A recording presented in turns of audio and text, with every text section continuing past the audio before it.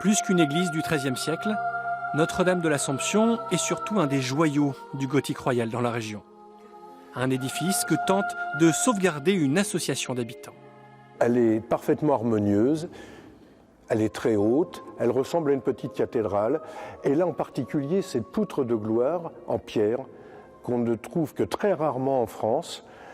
Et puis son clocher, le plus haut clocher du Val d'Oise, avec ses 35 mètres de hauteur. Pour sauver des affres du temps ce joyau, l'association a écrit à Stéphane Bern, chargé par le président de la République d'une mission sur les monuments de France. Elle espère recevoir des fonds avec le loto du patrimoine et il y a urgence. Pour le moment, c'est la mairie qui panse les plaies du bâtiment. Ces dernières années, on a à peu près dépensé 100 000 euros. Hein.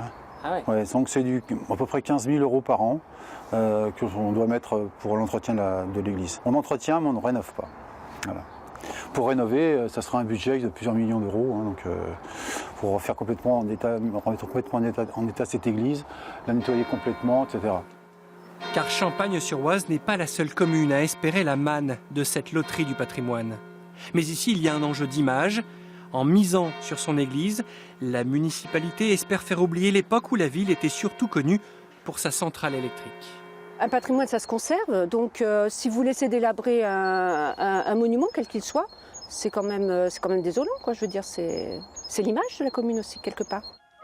Le loto du patrimoine devrait avoir lieu en septembre prochain. Pour le moment, Stéphane Bern n'a pas encore répondu aux prières de Champagne-sur-Oise.